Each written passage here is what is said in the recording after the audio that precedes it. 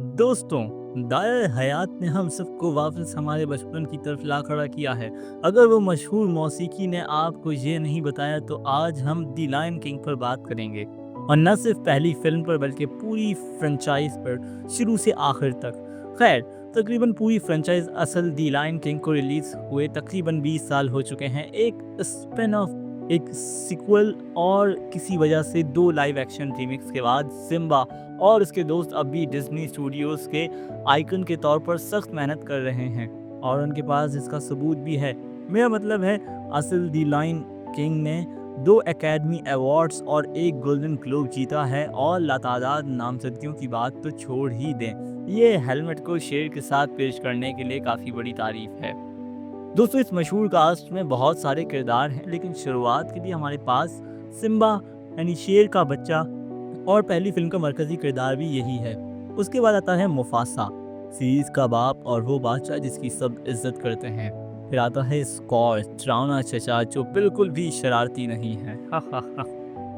तो खैर, मजीद ताख़ीर के बगैर आइए सीरीज के पहले हिस्से दी लॉयन किंग में गौता लगाते हैं, उसको शुरू करते हैं। दोस्तों, दी लॉयन किंग ये फिल्म एक खूबसूरत मोन्टाज से शुरू होती है जो तंजानिया के शानदार ग़ुरूब आफ्ताब को वक्फ है। नाज़रीन, प्राइड रॉक के तमाम जानवरों के साथ हैरत से देखते हैं जब हमें सिम्बा नौमौलूद बादशाह से मुतारिफ कराया जाता है। यहाँ हम रॉफीकी से मिलते हैं, एक दाना बूढ़ा बाबून और बादशाहों का एक तरह का रहनुमा।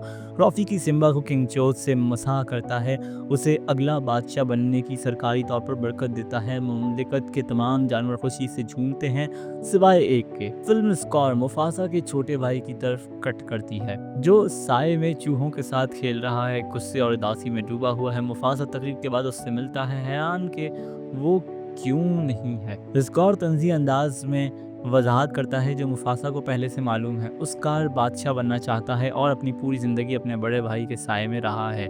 ज़िंदगी मुनसिफाना नहीं है ना? मैं कभी बादशाह नहीं बन सकता और अब सिम्बा की पैदाइश की वजह से मेरे इम्कानात और भी कम हो गए हैं। उनका झगड़ा सर्द मोरी से ख़त्म होता है और स्कार अकेले चला जाता है। वाह, क्या ड्रामा किंग है। कुछ देर बाद जब सिम्बा अपने वालिद के साथ प्राइड रॉक का दौरा करता है, वो स्कॉर से मिलने रुकता है। वहाँ स्कॉर सिम्बा के दिमाग में ख़तरनाक मंसूबा डालता है, एक मंसूबा जो बहादुरी और हाथियों के कब्रिस्तान जाने से मुताल्लिक है, जहाँ सिर्फ बहादुर शेर जाते हैं। सिर्फ बहादुर शेर वहाँ जाते हैं। हाथियों का कब्रिस्तान एक जवान शहजादे के लिए जगह नहीं है। ओह, हाथी क्या? स्कॉर नीम दिली से सिम्बा को वहाँ न जाने की तंबी करता है, जो सिम्बा को और ज़्यादा उकसाता है। वो जल्दी से घर वापस आता है जहाँ हम नाला से मिलते हैं, उसकी बेहतरीन दोस्त और वालिदैन के मुताबिक उसकी ज़िंदगी की साथी। वो उससे अपने नए एडवेंचर के बारे में सरगोशी करता है और वो खुशी से उसके साथ जाने को तैयार हो जाती है। सिम्बा एक कहानी बनाता है, अपने वालिद से नाला को प्राइड रॉक दिखाने की इजाज़त मांगता है। मुफासा हाँ करता है, लेकिन एक शर्त पर, जाजू को उनके साथ जाना होगा। जाजू एक अफ्रीकी रेड बेल्ट हॉर्नबिल है जो बादशाहों का मुशीर है। वो जवान बादशाह के साथ जाने का ख्वाहिशमंद नहीं, लेकिन मुफासा के तई वफादारी की वजह से मान जाता है। अपने सफ़र पर सिम्बा और नाला जाजू को चकमा देते हैं। हमने उसे झटक दिया, मैं एक जीनियस हूँ। अरे जीनियस, ये मेरा ख्याल था। हाँ, लेकिन मैंने उसे अमली जामा पहनाया। दोनों हाथियों के कब्रिस्तान के धुएं भरे इलाके में दाखिल हो जाते हैं। आखिरी बार उनका सामना 3 हाइनो शिंजी, बानसाई और एड से होता है, जो 2 जवान शेर के बच्चों को अपनी मेहमान नवाजी दिखाने के लिए बहुत खुश हैं। ओह सूरज को देखो, जाने का वक्त हो गया, माफ़ कीजिए, हम चाहते हैं कि आपकी रात के खाने के लिए रुकें। दोनों शेर के बच्चों पर लुआब टपकाते और उनका प्राइड लैंड्स में पीछा करते हुए वो मुफासा की तरफ से रोक दी जाते हैं, जो सासू के बगैर वापस आने पर सूरत हाल से आगाह हो जाता है। मुफासा हाइनू को भगाता है और नाला को उसके ख़ानदान के पास वापस भेजता है। सिम्बा समझता है कि उसे डांट पड़ेगी, लेकिन उसके बजाय उसके वालिद के साथ उसकी दिल से दिल की बात होती है। मुफासा के बजाय सिम्बा पर नाराज़ होने के वो उसे बताता है कि वो उसी की कितनी फिक्र करता है। एक बड़ा सख्त शेर होने के बावजूद अपने अकलौते बेटे के खतरे में होने के ख्याल से खौफज़दा था। वो सिम्बा को सितारों की कहानी सुनाता है कि हर सितारा एक अजीम बादशाह है जो ऊपर से देख रहा है। दोनों फिर खेलते हैं और घास पर लेटकर सो जाते हैं, गालिबन सुबह तक। अब फिल्म स्कोर के नुक्ता नज़र की तरफ कट करती है। वो हाइनों को एक तकरीर देता है, उन्हें कब्रिस्तान से आज़ादी और लामुतनाही खाने का वादा करता है अगर वो उसे बादशाह बनाने में मदद करें तो। वो उनसे मौजूदा बादशाहों मुफासा और सिम्बा को हटाने के लिए मदद मांगता है। अगली सुबह स्कोर सिम्बा के पास एक काम के साथ आता है। वो उसे एक दरख्त के पास खड़े होकर अपने वालिद के आने का इंतज़ार करने को कहता है, जो एक सरप्राइज़ के लिए है। यहाँ इंतज़ार करो, तुम्हारे वालिद के पास तुम्हारे लिए एक शानदार सरप्राइज़ है। ये क्या है? अगर मैं बता दूँ तो ये सरप्राइज़ कहाँ रहा? सिम्बा एक मासूम जवान शेर होने के नाते बगैर सवाल किए मान लेता है। अचानक एक भगदड़ शुरू हो जाती है और सिम्बा के पास पकड़ने के लिए सिर्फ वही दरख्त रहता है। स्कार मुफासा के पास भागता है और उसे सिम्बा की मुश्किल के बारे में बताता है, जिससे शेर फौरन अमल में आता है। वो मंजर पर पहुंचता है और खूबसूरती से सिम्बा को बचाता है। सिम्बा मजबूती से पकड़ो। बदकिस्मती से वो खुद को बचा नहीं पाता और चट्टान के किनारे पर जान बचाने के लिए लटक जाता है। स्कॉर अपने भाई के पास आता है, लेकिन उसे बचाने के बजाय वो अपने पंजे मुफासा के पंजे पर गहराई से गाड़ता है और उसे चट्टान से नीचे भगदड़ में फेंक देता है। जब धुआं छटता है, सिम्बा अपने वालिद के बेजान जिस्म के पास भागता है, इंतहाई परेशान, और ये सोचता है कि ये उसकी गलती है क्योंकि वो वहाँ था।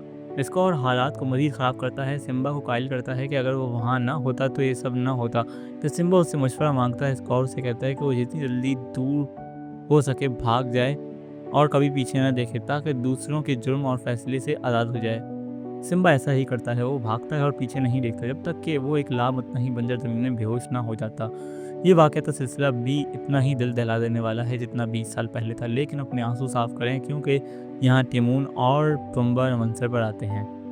जो लोग नहीं जानते, टिमोन एक मजाक करने वाला डरपोक मैर्किट है और पुम्बा एक बदबूदार लेकिन मज़ेदार वार्ट हॉग है। दोनों पहले तो शेर के बच्चे से काफ़ी डरते हैं, लेकिन जल्दी समझ आते हैं कि अगर वो इससे दोस्ती कर लें तो उन्हें इजाफी तहफ़्फ़ुज़ मिल सकता है। आखिरकार दोनों ही कुदरती शिकारी यही हैं।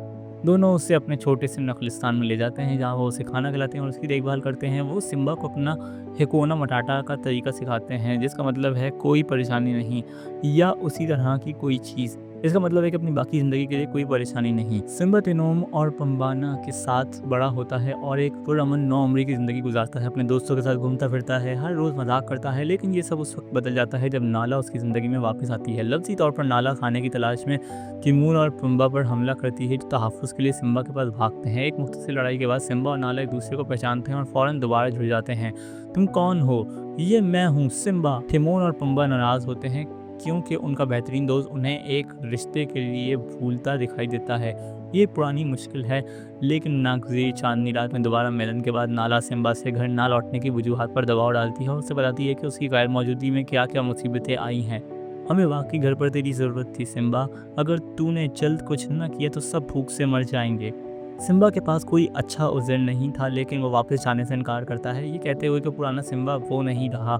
दोनों गुस्से में अलग हो जाते हैं। सिम्बा उस मुलाकात की वजह से कुछ खुद गौर व फिक्र करता है। उस दौरान उसके वालिद की रूह उसके पास आती है, उसे याद दिलाती कि वो असल में कौन है। रफ़ीकी भी नमूदार होता है और अज़मत मामू वाली बातें चिल्लाने लगता है। सिम्बा दोनों के दानाई भरे अल्फाज को कबूल करता है और प्राइड लैंड्स वापस जाता है, जहां उसका असल मकाम है, अपना जायज़ बादशाहत का तख्त लेने के लिए। घर वापस आने पर सिम्बा नाला के बयान करदा हालात को हकीकत में देखकर परेशान हो जाता है। वो खौफज़दा है, हर कोई भूख से मर रहा है, सूरज चमक नहीं रहा, हाइन और गिद्ध हर जगह हैं। वो स्कॉर से मुतालबा करता है कि वो उसे उसकी जायज़ बादशाहत वापस दे, लेकिन स्कॉर यकीनन इनकार करता है और उसके बजाय सिम्बा के मासी को सबके सामने जाहिर करता है।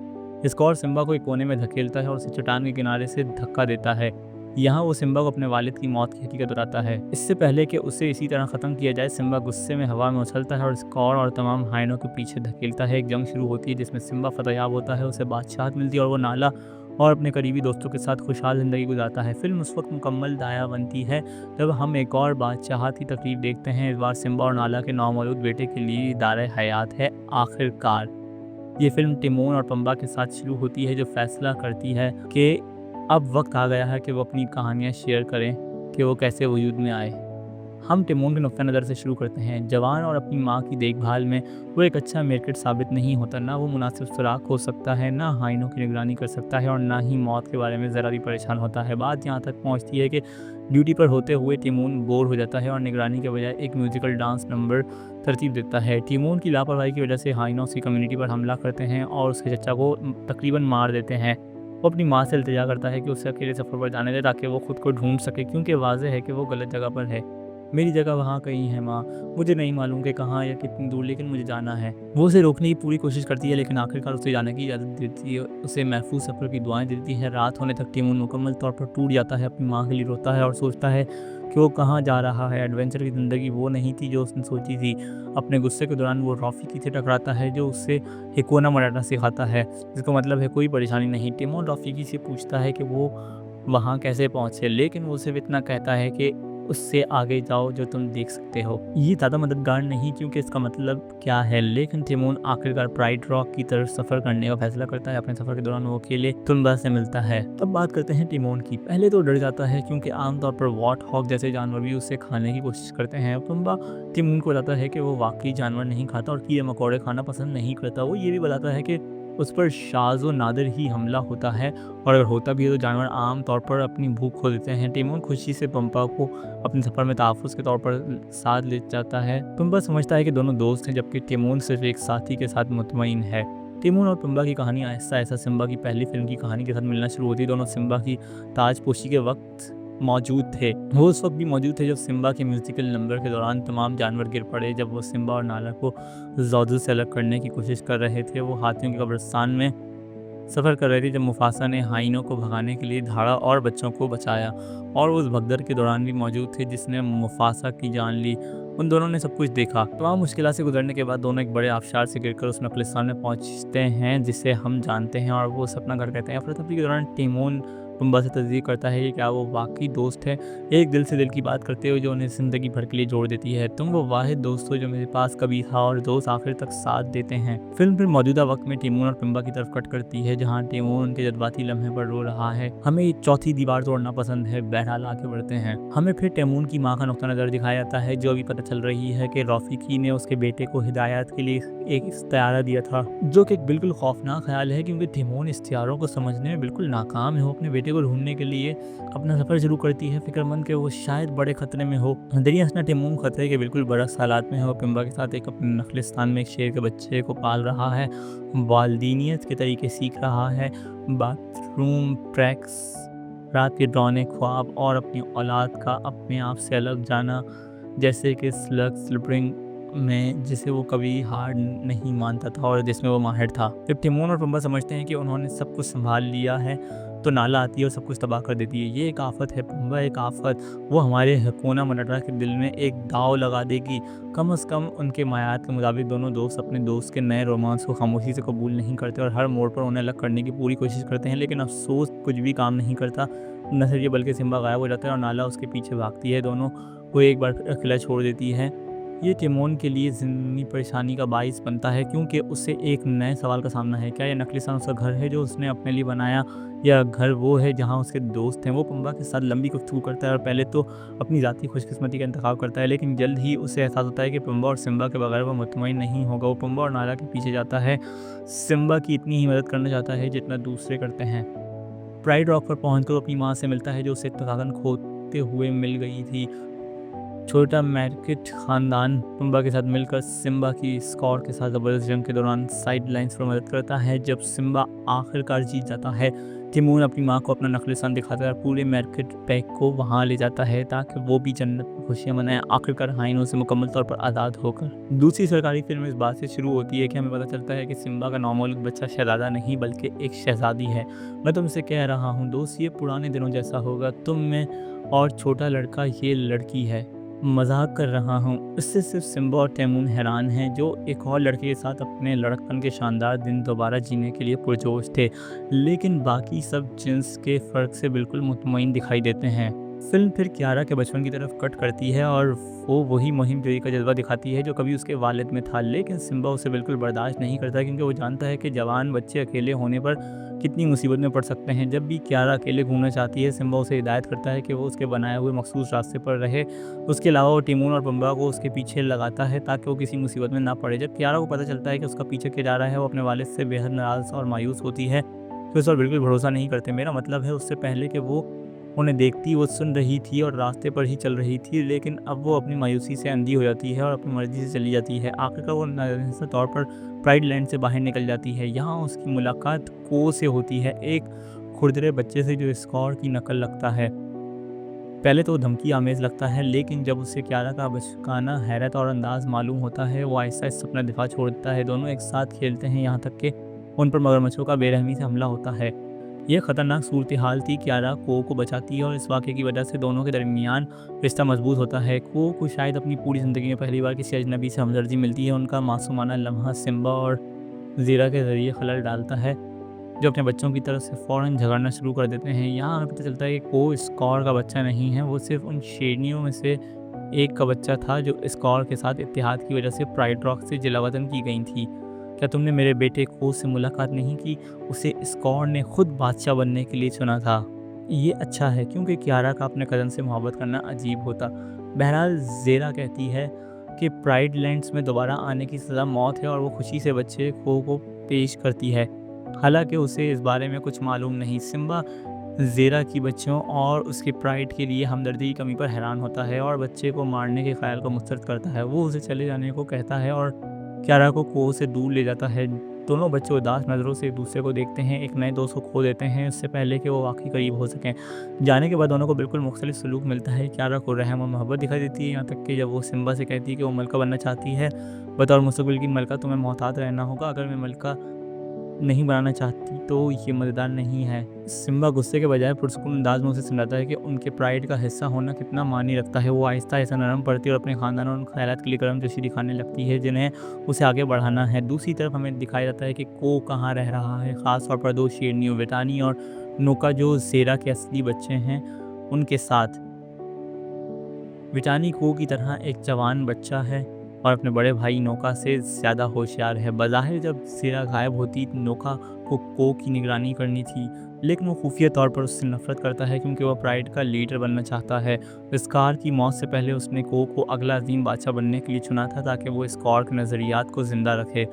जब ज़ेरा को के बारे में सवाल करती है और वो बताता है कि उसने कियारा के साथ वक्त गुजार कर लुत्फ़ उठाया, ज़ेरा एक शानदार मंसूबा बनाती है। वो चाहती है कि को कियारा से दोस्ती करे। तुमने सोचा कि तुम उसकी बेटी तक पहुंच जाओगे और सिम्बा तुम्हें खुले बाजुओं से खुशामदीद कहेगा, क्या ख्याल है, क्या ख्याल है? और जब वो उसके करीब हो जाए और उसके ज़ाती हल्के में दाखिल हो, ज़ेरा चाहती है कि को सिम्बा को मार डाले और प्राइड लैंड्स पर कब्ज़ा कर ले। फिल्म में रफ़ीकी का एक झलक दिखाता है जो मुफासा से मौजूदा सूरत हाल के लिए रहनुमाई मांगता है। वो इस नतीजे पर पहुंचता है कि मुफासा चाहता है कि को और कियारा वाकई एक साथ हों। ये रफ़ीकी को उलझन में डालता है, लेकिन वो कभी अरवा पर सवाल नहीं उठाता और उस ख्याल के साथ अपना काम जारी रखता है। हमें फिर कियारा को बालिग होकर दिखाया जाता है जो अपने पहले शिकार पर जा रही है। ये शेरनियों के लिए बड़ी बात है क्योंकि वो मुख्तलिफ ख़ानदानों के लिए खुराक मुहैया करती हैं। वो बहुत पुरजोश और मुतमईन है जब उसे पता चलता है कि उसकी माँ ने ख़ास तौर पर सिम्बा को कहा कि वो मुदाखलत न करे और उसे अकेले जाने दे। बदकिस्मती से जैसे ही वो निकलती, सिम्बा टिमोन और पुम्बा को एक बार फिर उसके पीछे लगाता है और उनकी बुलंद आवाज़ की वजह से वो पकड़े जाते हैं और कियारा गुस्से से आग बबूला हो जाती है। वो प्राइड लैंड से भाग जाती है, यकीन रखते हुए कि अगर वो काफ़ी दूर चली जाए तो उसका बाप मुदाखलत नहीं कर सकेगा। इसी वक्त जब कियारा अपना शिकार कर रही होती है, ज़ेरा ने को ज़हन में रखते हुए एक मौलिक हमला प्लान किया होता। वो नोका और विटानी को कियारा के लिए जाल बिछाने के लिए आग लगाने भेजती है। आओ आग से लड़ें। धुएं में तकरीबन वो बेहोश होने के बाद को उसे बचाता है जो कि मंसूबे का हिस्सा है। उसे प्राइड लैंड्स में खुले बाजुओं से खुशामदीद कहा जाता है और वो आहिस्ता आहिस्ता कियारा के करीब हो जाता है। ज़ेरा और उसके बच्चों को उस वक्त इस बात पर गुस्सा आता है कि सिम्बा को मारने में उसे वक्त क्यों लग रहा है, लेकिन ज़ेरा उम्मीद रखती है कि को सिर्फ कामिल वक्त तक का इंतज़ार कर रहा है।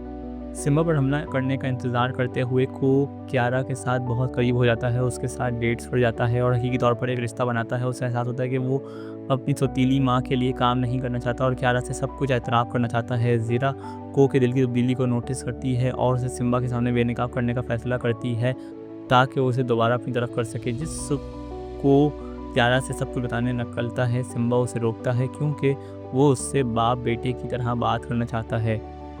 कियारा, मुझे तुमसे बात करनी चाहिए। कियारा, मैं नहीं चाहता कि तुम इससे बात करो, मैं इससे बात करना चाहता हूँ। वो को खेतों में ले जाता है और जब वो अकेले होते हैं, शरपसंद प्राइड अचानक उस पर हमला करते हैं।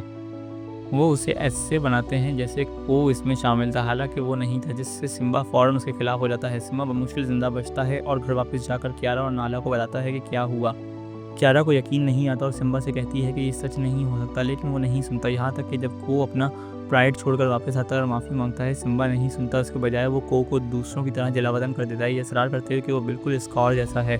जब तुम यहाँ पहली बार आए तो उनने फ़ैसले का मुतालबा किया था और अब मैंने फ़ैसला सुना दिया है, जलावत नहीं।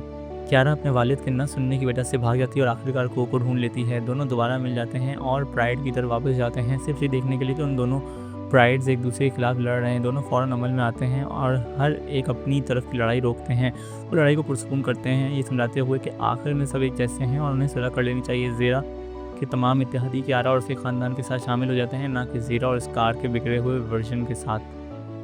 ज़ेरा गुस्से से पागल हो जाती है और सिम्बा पर हमला करती है, लेकिन कियारा खुद इसका मुकाबला करती है, जो दोनों को इस चट्टान से नीचे फेंक देती है जिस पर वो सब हैं। कियारा तो ठीक रहती है, लेकिन ज़ेरा जान बचाने के लिए लटक जाती है। कियारा ज़ेरा को बचाने की कोशिश करती है, लेकिन वो आखिरकार गिर जाती है और दोबारा दरिया में बह जाती है। अब फ़िल्म कियारा और को की शादी के साथ ख़त्म होती है और दोनों प्राइड सरकारी तौर पर एक हो जाते हैं। आखिरकार सब एक साथ वो आखिरी धार के साथ अलविदा कहते हैं, ज़मीन को अपना करार देते हैं और अपने नए ख़ानदानी एहसास को गले लगाते हैं। इसी के साथ हम द लायन किंग को मुकम्मल करते हैं। उम्मीद है कि आपको आज की ये वीडियो पसंद आई होगी। कमेंट सेक्शन में अपनी तबसरे और ख़यालात का इज़हार करना ना भूलिएगा। बेल आइकन को प्रेस कीजिएगा, चैनल को सब्सक्राइब कीजिएगा। मुलाकात हुई अगली वीडियो में। अल्लाह हाफ़िज़।